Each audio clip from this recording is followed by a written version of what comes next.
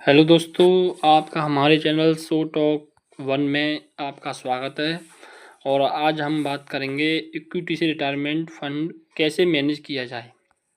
वैसे तो हमारे पास जैसे पेंशन के लिए एफडी और भी सरकारी स्कीम है, लेकिन यदि हम महंगाई की जो दर है उसको देखें तो उसकी अपेक्षा की जो रिटर्न है वो बहुत ही कम है।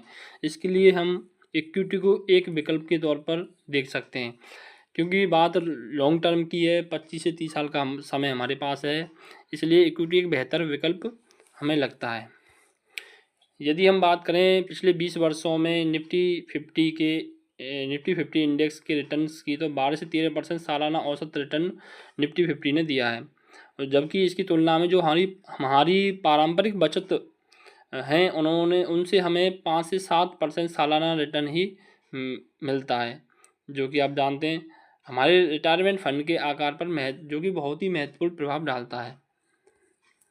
और यदि हम बात करें इक्विटी के लिए, तो कंपाउंडिंग की ताकत इसमें हमें देखने को मिलती है। यदि हम धैर्यपूर्वक और अनुशासन के साथ लंबे समय तक इसमें इन्वेस्ट रहते हैं तो हमें इसमें कंपाउंडिंग का फ़ायदा देखने को मिलता है।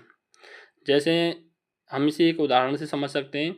जैसे एक व्यक्ति है, निवेशक है, जो कि 12% सालाना रिटर्न मानते हुए 25 वर्षों तक इक्विटी फंड में प्रति माह 10,000 रुपये का निवेश करता है। रिटायरमेंट पर कुल राशि करीब 1,70,00,000 रुपये होती है। और निवेशक भी वहीं 10 साल बाद निवेश की शुरुआत करता है, तो उसका जो रिटर्न है वो रिटर्न की दर वही रहती है, क्योंकि उसका जो समय है वो 10 साल कम हो गया, तो 15 साल तक निवेशित रहता है। तो उसके पास 47,60,000 रुपये इकट्ठा होगा। करीब 1,30,00,000 रुपये का अंतर हमें साफ तौर पर नज़र आता है। तो रिटायरमेंट के लिए इक्विटी में जितना जल्दी निवेश किया जाए उतना ही बड़ा कॉर्पस फंड हमारे पास तैयार हो जाता है। और रिटायरमेंट फंड में सबसे महत्वपूर्ण बात यह है कि पूरी तरह से हमें इक्विटी पर भी निर्भर ना रहें, क्योंकि इसके लिए मिश्रित नीति अपना सकते हैं।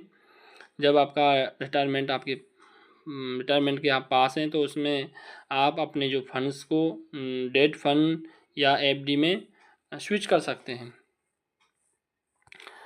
रिटायरमेंट जब नज़दीक हो तो इसके लिए इक्विटी में जो निवेश है उसे कम करें और पैसे को डेट फंड आदि में जमा करना ना भूलें। इसका विशेष ध्यान रखें। और सबसे महत्वपूर्ण बातें जो हम आखिरी में आपको बताना चाहेंगे, सबसे पहली बात यह है कि जल्दी शुरुआत करें।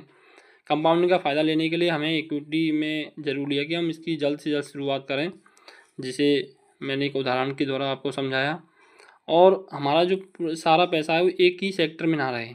रिटायरमेंट के समय नज़दीक आने पर इक्विटी में निवेश कम करते जाएं, और जो डेट फंड है या एफडी है उसमें हमारा जो निवेश है उसे, या कॉर्पोरेट बॉन्ड्स हैं उनमें उसे कॉर्पोरेट उसका जो परसेंटेज है वो बढ़ाते जाएं।